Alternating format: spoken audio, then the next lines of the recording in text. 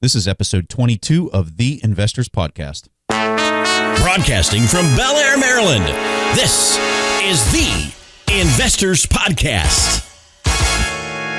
They'll read the books and summarize the lessons. They'll test the waters and tell you when it's cold. They'll give you actionable investing strategies. Your host, Preston Pish and Stig Broderson. All right, guys, you ready to do this? So today's episode is going to be pretty exciting, and I'm your host, Preston Pish, for the Investors Podcast. And as always, I am accompanied by my co-host, Stig Broderson, out in Denmark. Today, we brought Colin Yablonsky back on the show today. He was with us last week with the real estate episode, and today we brought him back because Colin sent me a very special Christmas gift this year. It was probably, did you get it to me before Christmas, or did it come as a late Christmas gift? I can't remember, Colin. Yeah, I think it came probably early January, something like that. Jeez. I know, not a very, accurate Santa Claus present, but it was wrapped, though, I have to admit. So this is crazy. So I get these cues throughout my life. I don't know if you guys have similar events, but I get these cues where things keep reappearing and they keep popping up. And after I see this happen like 3 times, I take the obvious hint that somebody's trying to tell me something. And this book happened to be one of those cues where we had the interview with Guy Spear, and he kept mentioning this gentleman, Robert Cialdini. He kept saying Cialdini. And so I was like, I gotta figure that gentleman out and research that more. So then Stig and I were building this list of all these different billionaires and what their favorite books were. And by the way, that list is up on the top level page of the Investors Podcast. So if you guys want to see that list, we got 10, 15 billionaires, Stig. I don't remember how many. That seems right.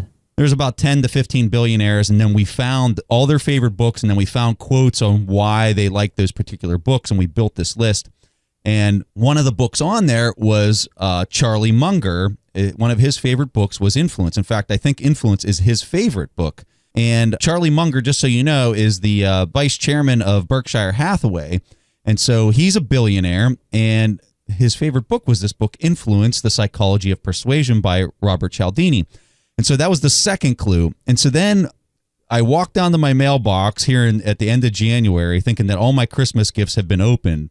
And then Colin Yablonsky sends me a book in the mail, which really excited me that I knew it was a book. And then it was in wrapping paper, and I open it up, and it's Influence by Robert Cialdini. So I took the obvious hint. It was practically smacking me in the head this time to read this book. And to be quite honest with you, after reading it, I'm a little embarrassed that I hadn't read it before because this is a powerful book. If you have not read this, you are doing yourself a disservice. This was a profound read.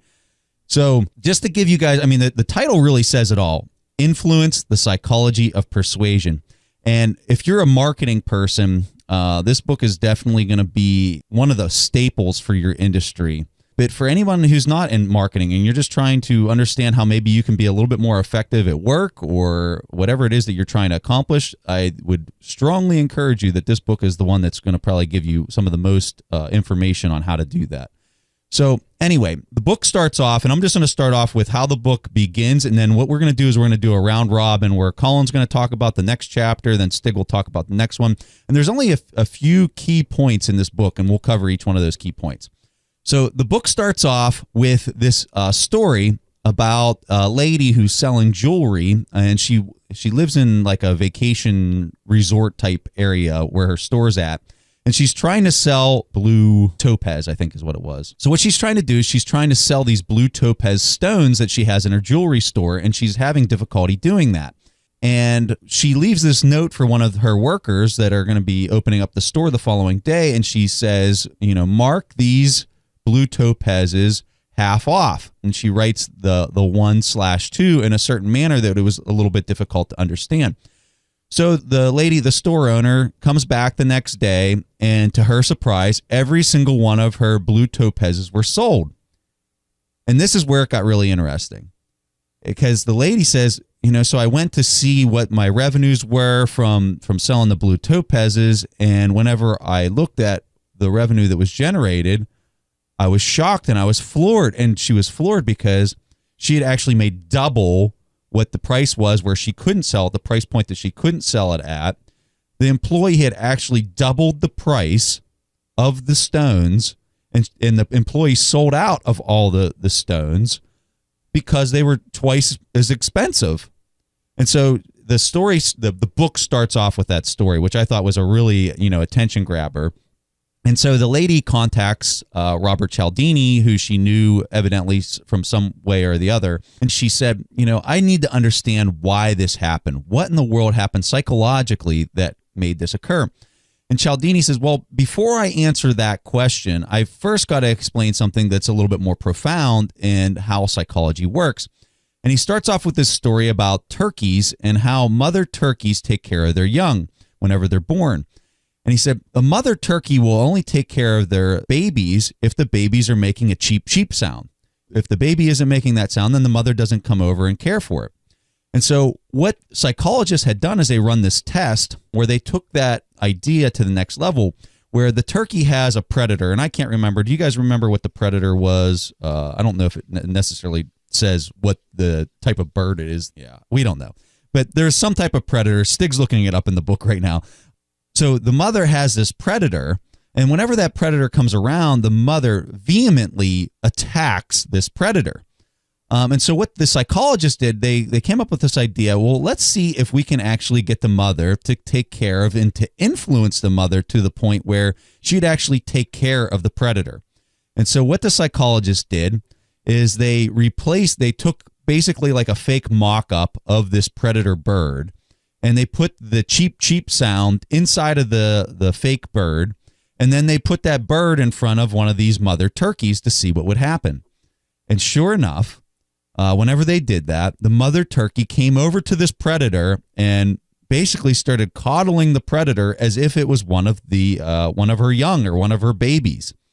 And so Cialdini starts off the book with this example because he says that animals, whenever there's a certain type of reaction, and whenever there's this A quality of this A variable, there's an immediate and not even thinking reaction with B.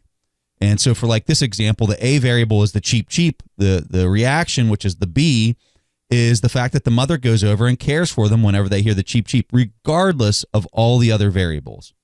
And so Cialdini says that although this happens in the animal kingdom, he says it actually happens in the human domain as well. And so that's how he starts the book. And for me, whenever I was reading this, I was just like, oh, that is really cool. So I'm very excited to know what in the world he's going to say that humans react and how we have this A to B reaction. And what are they? I really wanted to figure out what they were. So in real general terms, and I want to put this out there because if I don't say it now, I'm going to forget. In real general terms, and this is an overview for the whole book, Cialdini makes the argument that because there's so many variables that we are experiencing as humans, our minds can't possibly account and understand all the variables all at once. And what he says is what happens over time is that we create shortcuts and we create these ways to compensate and to live in this world with all these different variables so that we can do things more efficiently. And because we create these shortcuts, that is the reason that this A to B exists. Okay, and so for the opening scenario of the book where he is talking about this woman trying to sell her blue topazes, he says that the reason that this woman was able to sell them at twice the price is because you had a couple different variables. You had people on vacation willing to spend a lot of money. You had people on vacation who didn't want to spend the whole day in the jewelry store looking for jewelry. And so what happens is there was this A to B reaction that whenever people see A, the higher price, their reaction was B, that's a higher quality and a better stone than anyone else. And they made that reaction and they made that full circle as to there is higher quality, a better product because it's a higher price, and therefore they purchased it and they went on their way, and that shortcut is what really caused that to occur. So that's an opening for the book. Okay, so let's just jump into it here. And what I just described was really the first chapter. So now what we're going to do is we're going to talk about the second chapter, which is reciprocation. So Stig, go ahead and fire away what you learned about reciprocation in the second chapter. I think I learned a lot, and I learned a lot about Colin, to be honest, because after I got this book, I think we invited him like 2 or 3 times, Preston. Seriously. Seriously, this stuff works, and Colin's a perfect example. He's really blushing. He's really blushing right now. Yeah, no, it was great. And I have to say, I think after I sent one book to Stig, he actually sent me 2 books back in the mail. So, Oh, geez. Yeah, I actually did that. And I didn't think of it. But yeah. Sure he did. Wow, that's scary. Sure he didn't. All right, keep going. We're ridiculous. Go ahead, Sure. Stig. Okay. No, well, I think that the principle of reciprocity, I think that was probably the most valuable chapter, at least for me. And, we probably all know this situation. So if we had like service from a waitress that is really have shown a good service, then we are probably inclined to tip her more. If we get free samples for a product, we're probably inclined to buy products from that company. So this happens all the time for all of us, and it's really a strong rule that I think that everybody subscribe to, probably no matter what they're saying.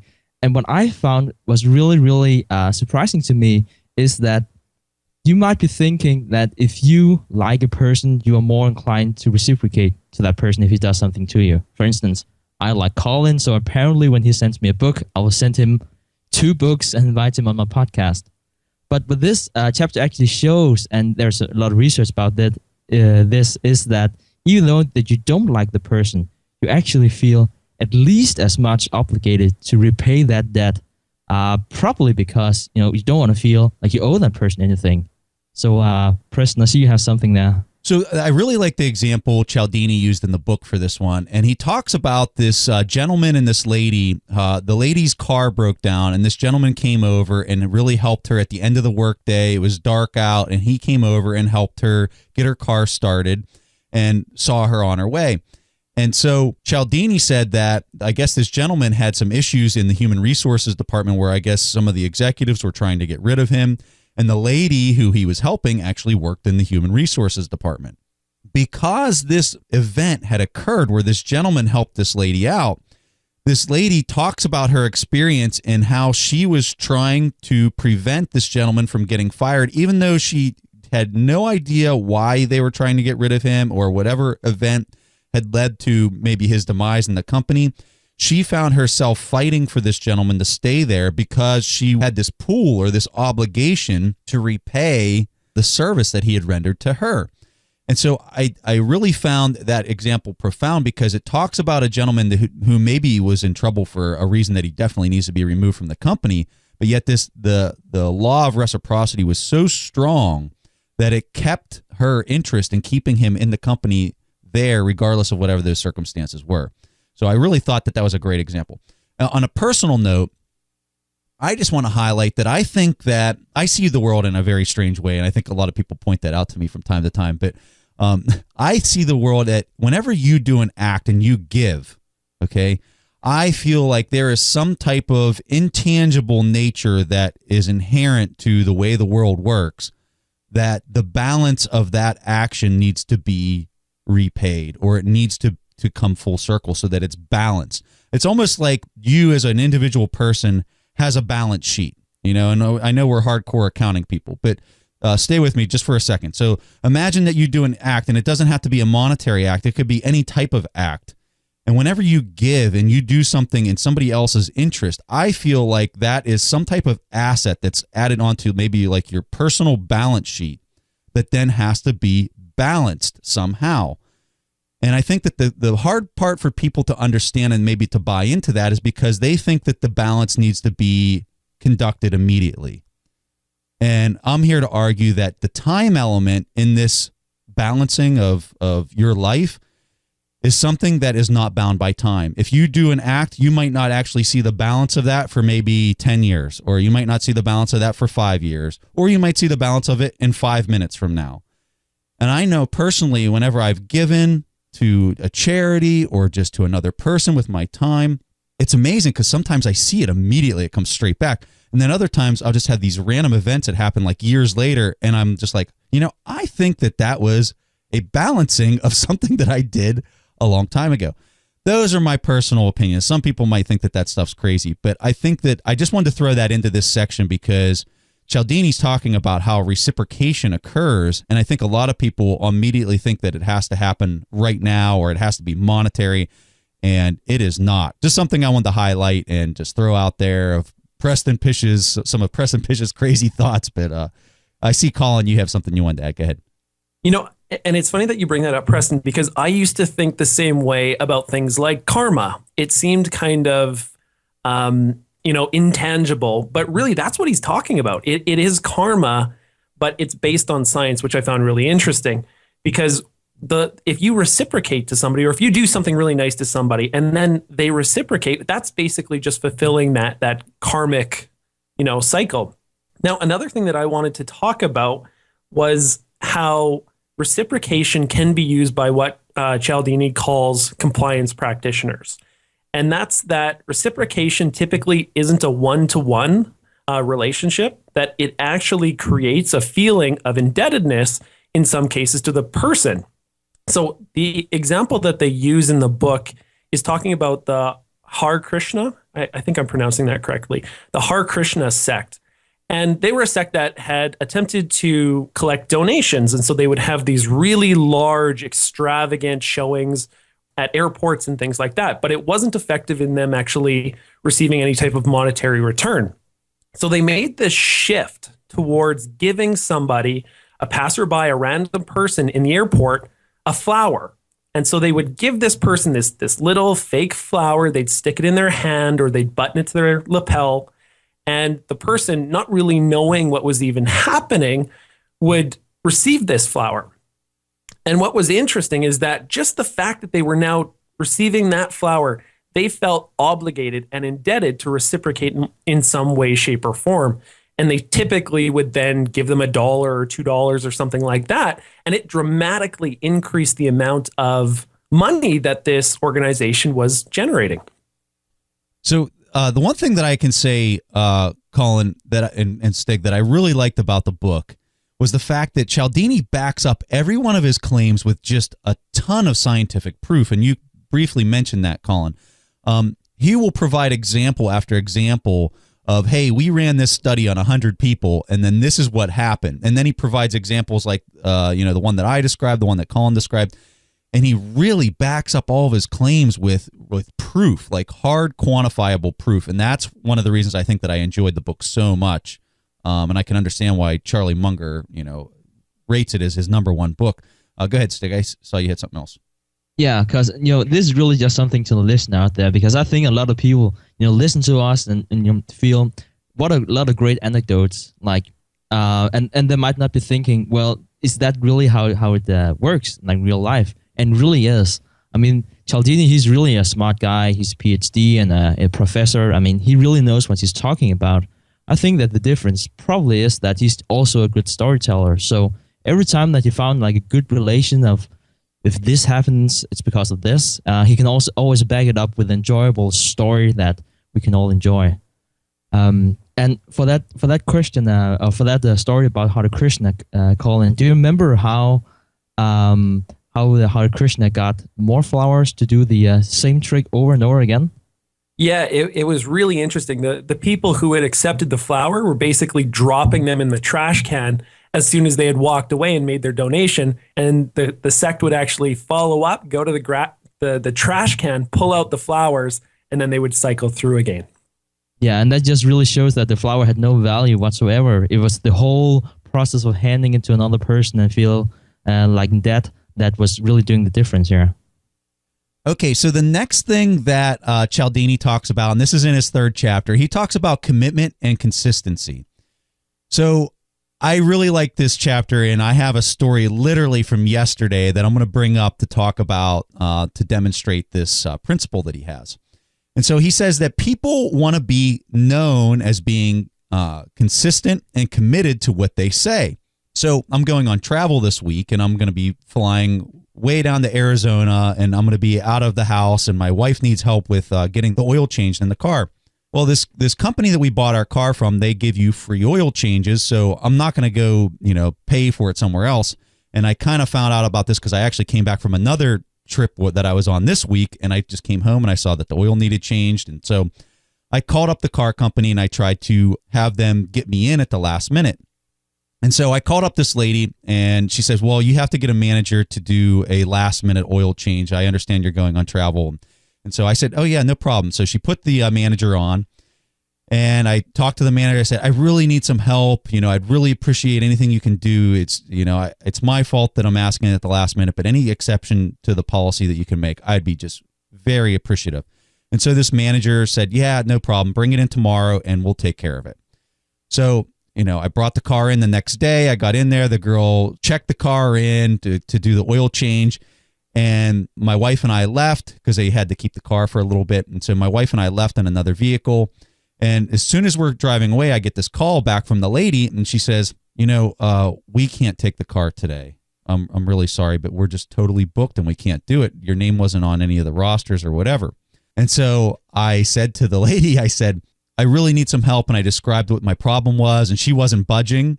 And then I said the magic word. I said, well, I called yesterday and I talked with one of the managers and the manager had committed to the fact that I could bring it in today, even though you guys were booked and that you guys would do it. And as soon as I said that, she says, well, we'll figure it out. I don't know how we'll do it, but we'll figure out a way to get it done. And that was it. Like that was all it was. And it goes straight to the heart of this principle of commitment and consistency. So the company, the person, it wasn't even her commitment. It was another person's commitment. But because a commitment was made, they stuck to it. They didn't want to go back on a commitment that they had made. And so in Cialdini's book, he talks about telemarketers calling your house. And he says, one of the first things that a telemarketer will say to you is, hey, how are you doing today? And what the telemarketer is doing is they're trying to slowly, progressively ramp you up into a position where you're making more and more commitments. So if you say, are you doing good today? They ask you that question and you say, yeah, I'm doing pretty good. So that's the first level of commitment. You had consistency, you had commitment, and then they ask you the next question and they slowly work you into a position where next thing you know, you're buying life insurance that you didn't even need because you already have it or something like that. And so that's really the principle that he's talking about here. And so, Stig, did you have any points that you wanted to add on this one? Okay, so this is another great example from the book, and I think this is an example that a lot of parents can recognize. So what is happening is that we buy more toys around Christmas. So that probably comes as no surprise. We buy a lot of toys. And what the toy manufacturers, their problem is that we stop buying toys after Christmas. Yep, that makes a lot of sense. But they actually found a way to work around that problem. And what they're actually doing, and this is really incredible, what they're doing is that they're marketing specific toys before Christmas, and then they're undersupplying that toy. Now, you might be thinking, why would they undersupply? Why would they advertise for a product and then, not supply it to the market? But the thing is that all the parents run out to the toy stores and, looking for this toy. They can't find it, so they buy another piece of toy for their son or their daughter just before Christmas. But since they have promised the kids this specific toys before Christmas, they have to go back into the store like 1 month later and pick up the toy again. So with this very, very neat little trick, they actually doubled the sales of toys just because the parents have committed to something and they want to be consistent. Colin, I see you have something there.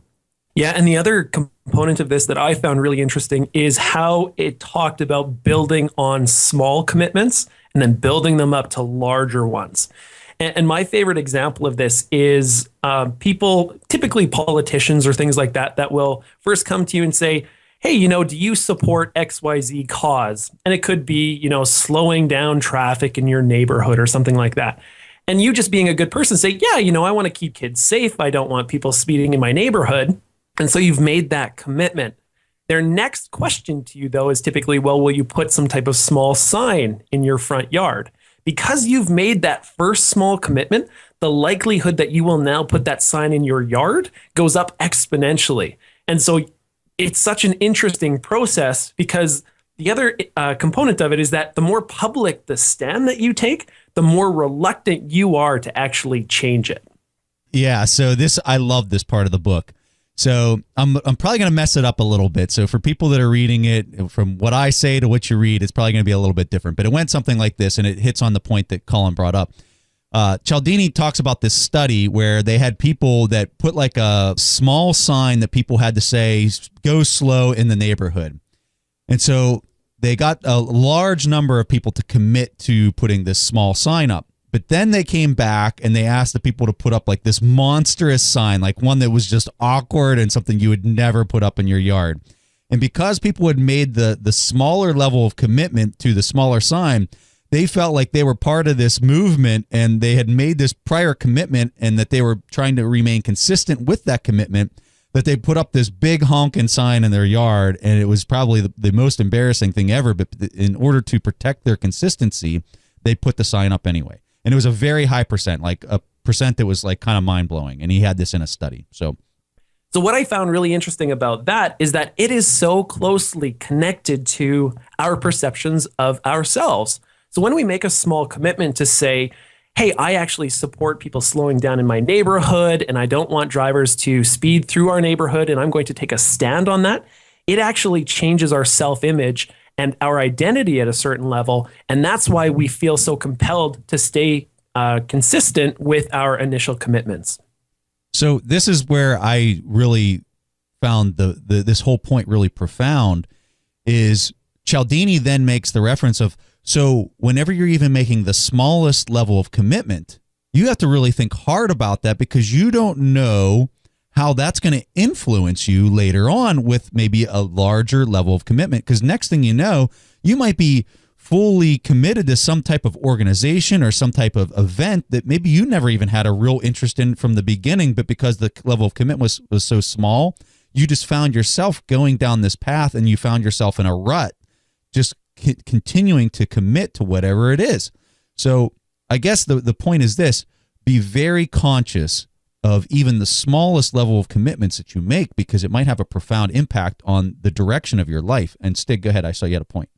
Yeah, I'm really sorry, guys. I always find a way to relate this to stock investing, and I got this thought the minute I read this, and I think it was Moniz Paparai who said, and if it wasn't, I'm really sorry, Paparai, but I think it was Moniz Paparai who said that he will never tell to the public when he bought a new stock unless he really had to, and people are required to disclose that they have their holding company and they're public and everything, but he would not say that because he felt more obligated to keep investing in that company. Or even though if he was wrong, he would not sell that stock because since it was now in public, he would seem inconsistent. And so he was really, shy about it because he knew that he could not act rationally if he was, telling everybody what he was doing. So that was just like, I think that we can probably all relate to that one way or the other. Like if you said something out loud, if you said it to a lot of people, it's really hard to deviate and admit if we made a mistake afterwards. Yep, totally agree. And you know what? It kind of plays into the next chapter. So the next chapter is called Social Proof.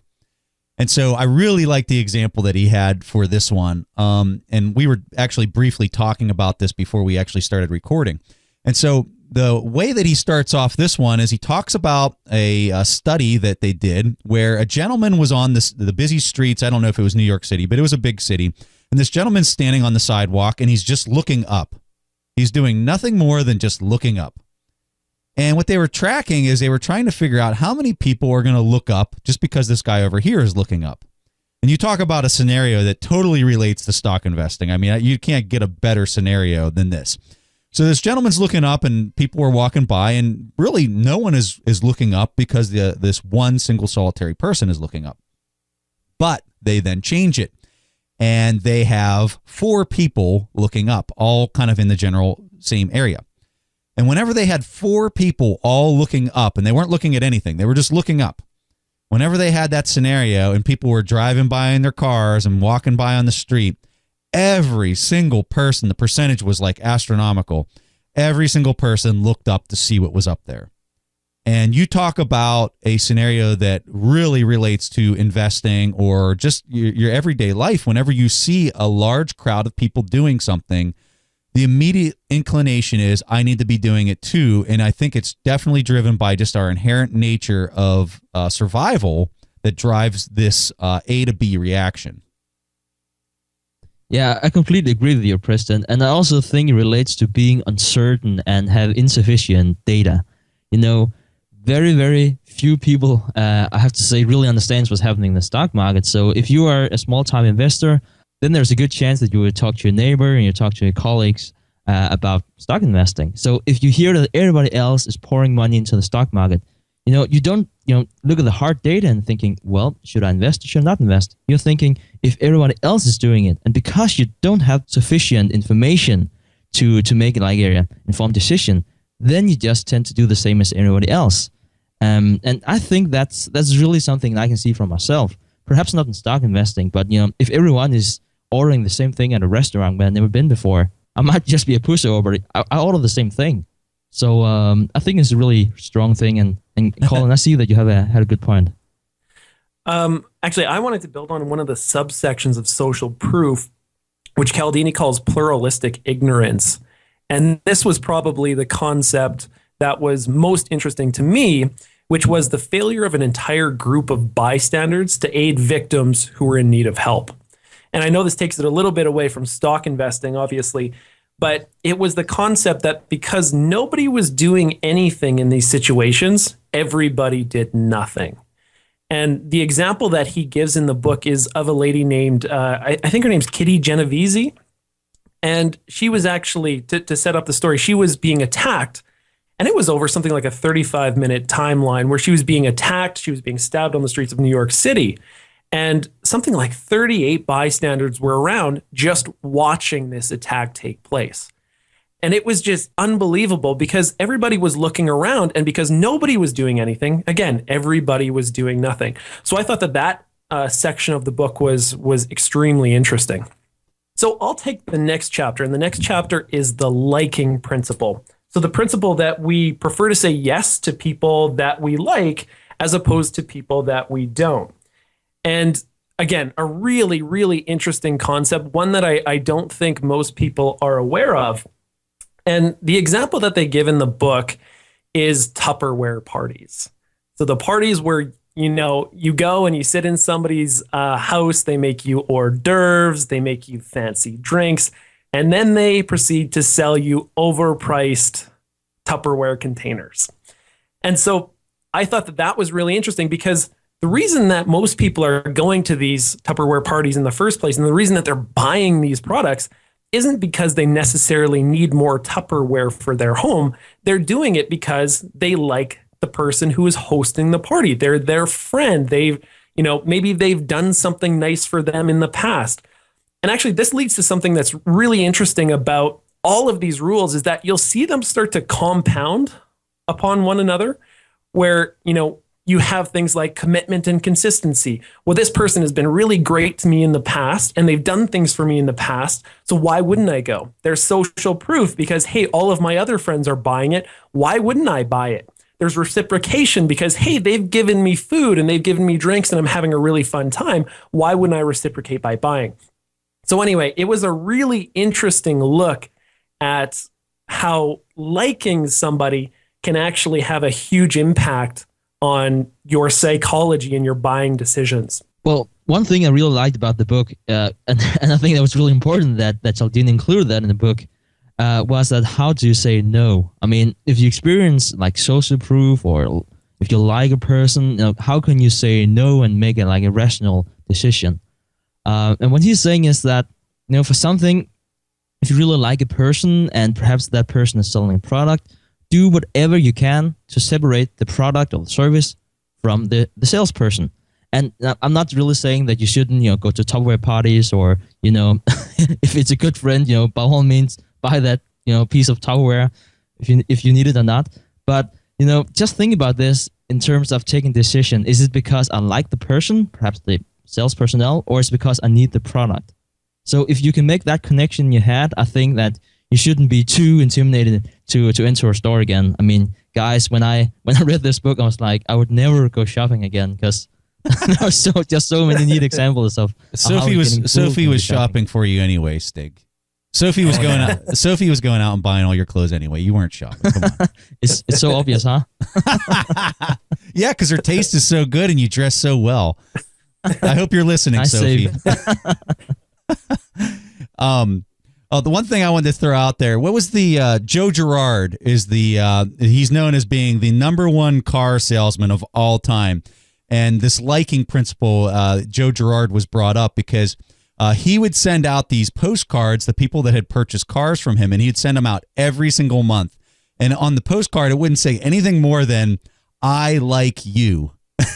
And so, it really shows you, like, when somebody's saying those things about you and they're trying to be very friendly, it's hard to go and buy a car from somebody else if this guy is like sending you postcards every month saying he likes you and whatever else. And it just really kind of shows the impact and the power of that principle, which is the liking principle. So the next chapter is chapter 6, and it talks about authority. So I really, really like the example that he had in this chapter. And the example went like this. So he had some boys, and the boys were younger, I would say under the age of 10. And they brought these boys into a room, and they had 3 toys for the boys to play with. One toy was very desirable. It was like a robot. And then the other 2 toys were not very desirable. They were probably like one Lincoln log or something like that. And so what happened was this gentleman would come in, this authority figure would come in, and he would look at the boys, the individual boys, and they ran this experiment a bunch of times to collect data. And they would look at the boy, this gentleman would look at the boys, and he would say, you are not allowed to play with the robot toy. You cannot play with it. Really didn't provide any reason why, didn't say because or anything. He just said, you are not allowed to play with this toy. And then the gentleman would leave, and then they would watch the individual boys to see what they would do. And so what they found was, and I'm going to mess up the percentages, but this is kind of a ballpark.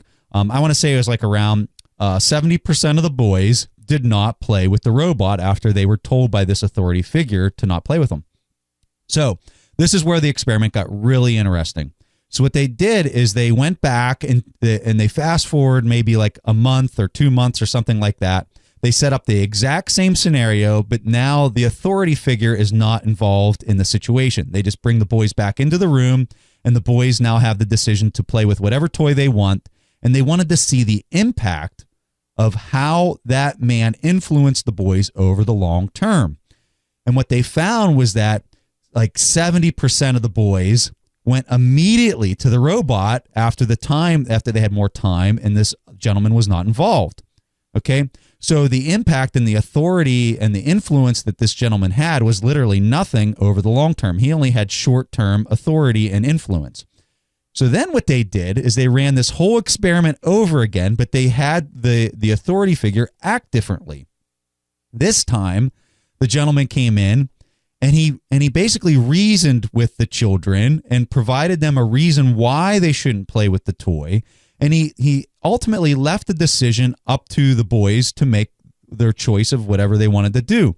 And he put it in a position that the child was actually making the decision of whether he was going to play with it, opposed to the authoritative figure making that decision for them. And so the gentleman left in the short term. Whenever he initially introduced himself and put these ideas into the children's heads, he left and had a very similar, almost identical response where 70% of the kids did not play with the robot toy.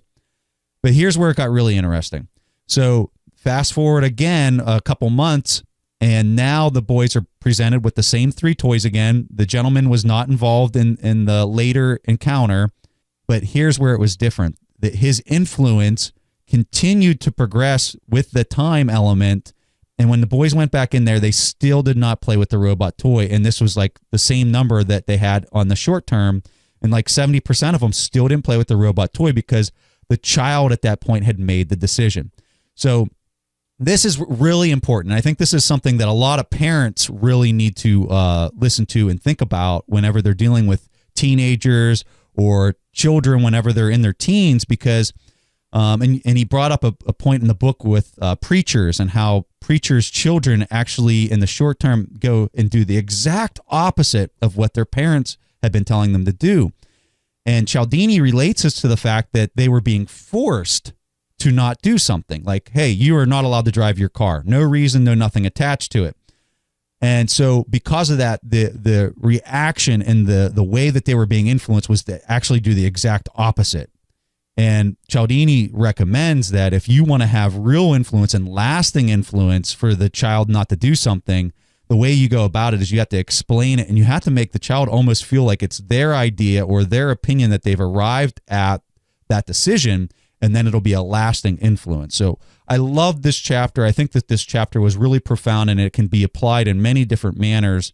But it really goes to people that if you're a person who's directing a lot of requirements as a leader, and I think leadership could really play into this. If you're trying to direct and I'm bossing you around and telling you what to do because I'm in charge, that'll work, but it'll only work in the short term. It does not work in the long term. And if you're trying to set up a business or you're trying to run something and you want to have a lasting impact so you don't have to say the same thing over and over again, this is an extremely profound principle that you might want to start giving a lot of thought to. So another interesting section in the authority chapter was the Milgram experiment. And this is a really famous experiment that happened in the 60s or 70s. And to set it up for you, there were three people involved in the experiment. There was an authority figure, there was a student, and there was a teacher. And so the student was on one side of the glass, the teacher and the authority figure were on the other side of the glass. Now, the student was asked a series of questions, and just to let you know, the student was also part of the experiment. They were hired by the researcher to basically get the questions wrong and to act in a certain way. So as the person got the questions wrong, what the teacher would do is apply a certain amount of voltage or a shock to the student. And every time the student got the question wrong, they would increase the voltage. Now, what was really interesting about this experiment is that as the voltage kept getting higher and as the student kept getting the questions wrong, he would scream out in pain, say things like, "I have a heart condition, please stop this." And every single time, because the authority figure would say, apply that shock, the student would continue, the teacher would continue to do that. And at the end of the chapter, they talk about what the psychologists thought would be the result of this. They thought that something like 1 in 1,000 people might take it all the way to a voltage level that would potentially kill a person or cause some significant harm or damage to their body. And what ultimately happened is that something like 65% of people, when they were told by an authority figure to continue to apply voltage, they did so. So it was just a really powerful experiment. And I see, Stig, you have something there. Yeah, and this relates to the next book that Preston and I are reading, which is Outliers by Gladwell. But in that book, he's talking about power distance, or a concept he calls power distance. And I think that's something that's really interesting here, because I'm sure that some of the listeners might be thinking, I would never do that. I would never, hurt another person because an authority tells me that I have to. And I got to, stress no one was harmed, like doing these experiments. They're all like actors. So, but what I really would like to talk about is power distance. So this is really a cultural thing. So you have like some countries that have a high power distance, like Guatemala and the Philippines. And, in these countries, you cannot just say, I ain't going to do that, because you are just the way you're raised and the way that you see society. If an authority tells you to do something, then you just have to do it. And then you have countries like the US, which is like in the lower middle part of the power distance index. This experiment was conducted in the US, and even that the power distance is not that vast in the US. People would still harm other participants in the experiment, and I think that was really, really frightening to read. Yeah, and he talks, and not to talk about our next book because we'll do that one next week, but Stig brings up a great point, and he talks about in Malcolm Gladwell's book, which totally relates to this idea.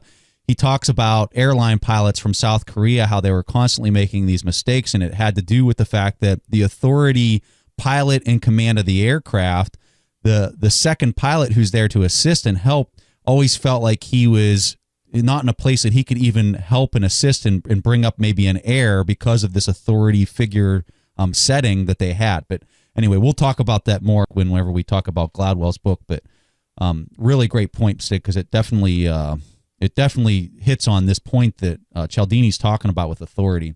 So the last point that we'll talk about in this book was the scarcity principle.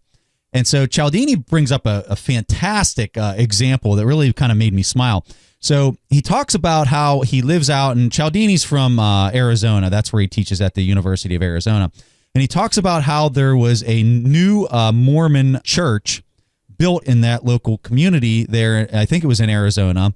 And what they do whenever they create or they make one of these new churches is they put out an advertisement in the newspaper that people can come back and they can see the inside of the church for the only time, and it's only for a limited time. They can only see it for about a week.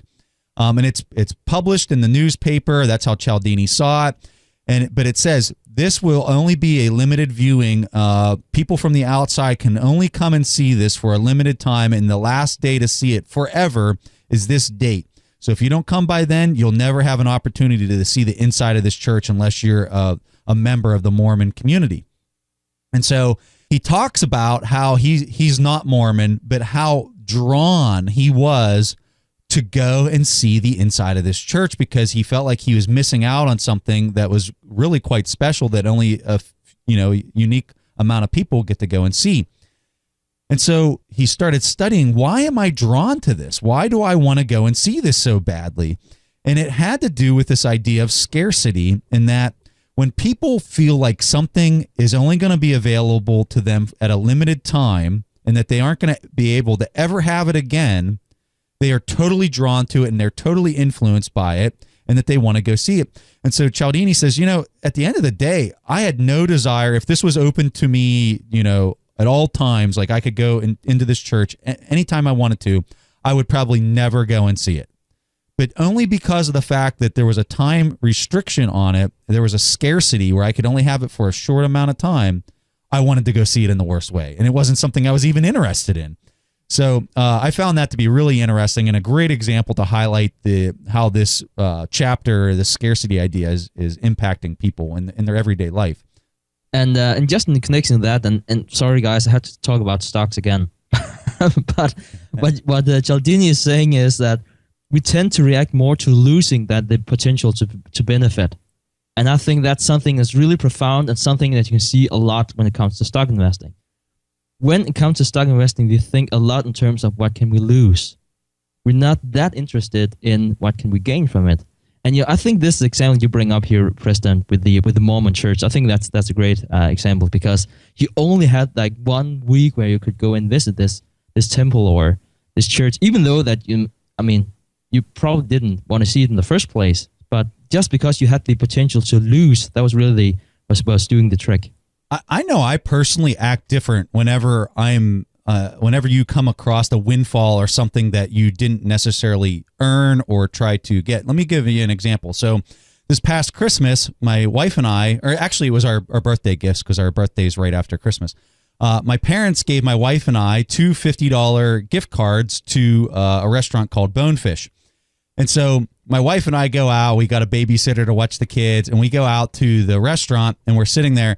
And I mean, we were just ordering stuff that we normally would not order. We were getting like every appetizer. We were getting desserts. We were getting all this, like we went all out. And we normally wouldn't do that. We'd probably just kind of have a nice meal and not spend, $100 on the two of us. But we went out and did that. And I really think that the reason that we reacted that way and in that manner totally relates to this principle of we had a gain and we didn't treat it as if it was the way that you would typically treat the regular money that's sitting in your bank account. It was like a total, like this money isn't even real, or like, it was just different. And I think that really talks about this idea of whenever you have a loss, it's like super profound, but whenever you have a gain or you get something that you didn't really expect, you treat it completely different. And it's really kind of hard to understand why you do that, but I think it's something that, humans are wired, this A to B reaction, that you react in that manner. So I guess the way that you can think about this from a different vantage point is whenever you get a gift card in the mail and you got a free $20 off, you're much more inclined to go ahead and use that because that was a $20 that maybe you weren't expecting to get. It's kind of treated in the same manner. And, go ahead, Colin. I see you have something you want to throw out there. Well, I just wanted to let you know as well that that book that I sent you, it wasn't a late Christmas present. It was an early birthday present. So, there you go. Good recovery. Really good recovery. Yeah, not bad. One of the interesting things I found in this chapter was the concept of moving from abundance to scarcity actually increase the positive reactions to this scarce object, as opposed to just this level of continued scarcity. And in the book, they talk about a really simple experiment they did with cookies, where they would have this jar of cookies, and these subjects would be in the room having full access to, say, 10 cookies.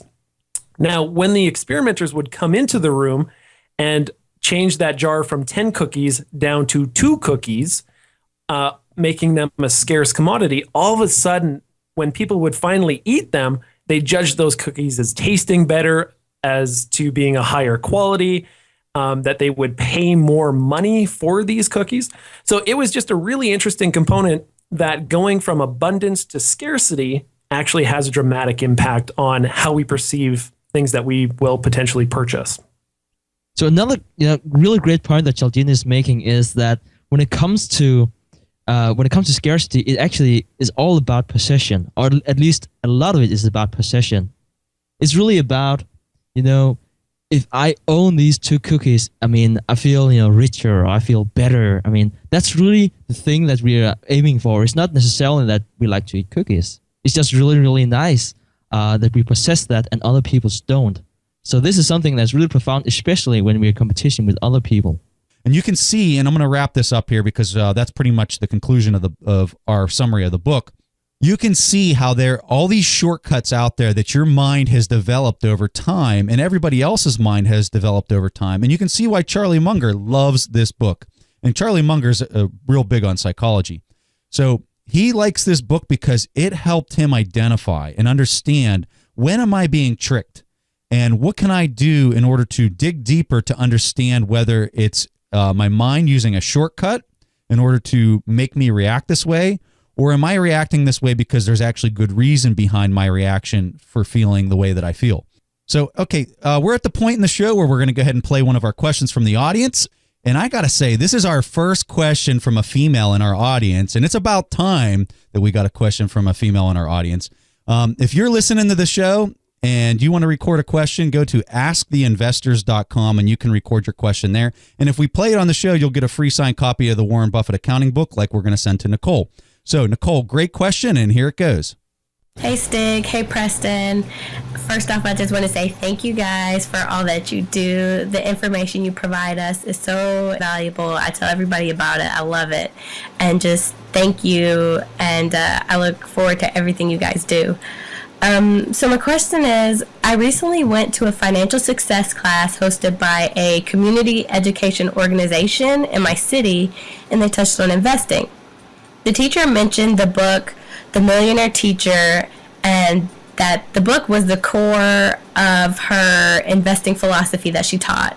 So for the most part, I liked how the author gave the idea of investing based on your age. Like if you're 25, invest 25% of your portfolio, which should be an index fund and bonds, and split the rest down the middle in U.S. stocks and international stocks. But what unsettled me was their approach in regards to portfolio maintenance. They suggested selling your winners to make up for your losers and rebalance the portfolio so it maintains the correct percentage. What are your thoughts on this? Wouldn't selling your winners be the wrong approach? Wouldn't you want to keep your winners so they grow and just sell the losers to get your portfolio percentage balanced? So, Nicole, fantastic question. I just love the fact that you brought this up, and I can tell by the way that you framed your question that maybe you should have been teaching some more in this class and helping some people out with their investing, because you're bringing up a great point. I really do not like whenever I hear people say the thing about the age and how they should have that percent in bonds and then the other percent in stocks. I really dislike that. And the reason why is because, like right now, if you were recommending to somebody to have anything in bonds, I think that that'd be the worst advice that you could possibly give somebody. Interest rates are at all-time lows. And if people were out there buying bonds and interest rates even tick up in the least amount, which that's the only direction they can go, you are going to lose an enormous amount of your principal if you go to resell those bonds. So that's horrible advice. Now, if the market conditions change and interest rates are high, well, then maybe you might even want more in bonds, but that's not the scenario that we're in today in 2015, in case you're listening to this in the future. So, Stig, I see you have a response for Nicole, so go ahead. Yeah, and one thing I wanted to address, Nicole, it's the whole principle about rebalancing your portfolio. I think that as soon as you come out and you talk about that you need to have, say, 30% in bonds or 40% in bonds, or stocks for that matter, I think that you're probably heading for trouble. I don't think there's anything wrong with thinking about how old you are and if you need like dividend to like sustain the way of living or anything like that. It's not like that. But having a strict rule about having 40% in stocks or 80% in stocks or which country they're from, I think that you're making a big mistake. I think that you should always adapt your portfolio according to the market conditions. And even if you don't have the opportunity or knowledge to follow the market, I definitely think you should take another approach than just simply sticking to a rule about, say, 30% in stocks or 30% in bonds. I think that you're heading for trouble, and you should definitely adapt another strategy than that. And then you said this thing about should I sell my winners, and you're completely right about that, Nicole. I mean, that really didn't make any sense to me because as you probably know, very often, at least in the long run, there's a reason why you see a price increase for a stock. That's because it represents a good company. So if anything, if you don't want to like make a thorough analysis of all your stocks, you should rather sell your losers and then buy more of your winners. Because another thing is that, as you probably know, you have to pay capital gains tax every time you sell one of your winners. So you're sticking to bad stocks, and then you have to pay more in tax, and that's a really, really bad strategy. So I'm really, really excited that you could see through that already. That's something that's really, really impressing me. Yeah, no, I totally agree with Stig. You're exactly right. I always relate it back to the business on Main Street. If you had a great business on Main Street and it's just bringing in tons of cash, the last thing you're going to want to do is sell it. That makes no sense. And you know what? When you own stock, you own a proportional piece of a real business. And if that business is knocking them dead, why would you sell it?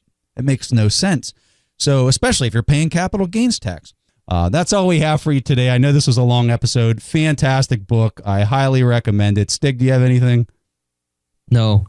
Read it, guys. Yeah, definitely read this one. I want to throw out there that our good friend Colin Yablonsky's company, Inbound Interactive, really has helped us out with our search engine optimization for our site. If you own an online business, that is something that drives all your customers to your site and to your business. So if you're looking for somebody that's honest, somebody that you can trust, somebody who has enormous amount of knowledge in this area, you're going to want to check out Colin's site. We'll have that in our show notes. We'll also send out the executive summary of this book for you. For anybody that's on our mailing list, they get these executive summaries of these books. The executive summary is like 4 or 5 pages long. So come and sign up on our list and you'll get these things for free. We only email people twice a month. We don't send any more emails than that because I hate getting emails like that. If it's not useful, I don't want it. So thank you for joining us, and we'll see you guys next week. Thanks for listening to The Investors Podcast. To listen to more shows or access to the tools discussed on the show, be sure to visit www.theinvestorspodcast.com. Submit your questions or request a guest appearance to The Investors Podcast by going to www.asktheinvestors.com. If your question is answered during the show, you will receive a free autographed copy of the Warren Buffett Accounting Book. This podcast is for entertainment purposes only. This material is copyrighted by the TIP Network and must have written approval before commercial application. Bloopers reel. Is there a earthquake at the investors? Oh, there we are. Hey, buddy. So that was hilarious because I'm there like right in the middle of recording, and I close off this room because my son's 2, and I have like this big giant mixer board on the table. What's up, buddy? And so I shut the door, and evidently he got downstairs away from my wife and came in and crawled under the the traps that I have set for him, and he made it the whole way in here. He's so excited right now. Gets to hang out with Dad. Oh yeah, and he looks at my microphone boom, and he has this toy from like Thomas the Train. It's like a crane, And so he sees this big microphone boom that I have, and he calls it cranky when he sees it. And so that's what he's saying right now. He's like, cranky. All right. Let me get him out of here, and then I'll be right back.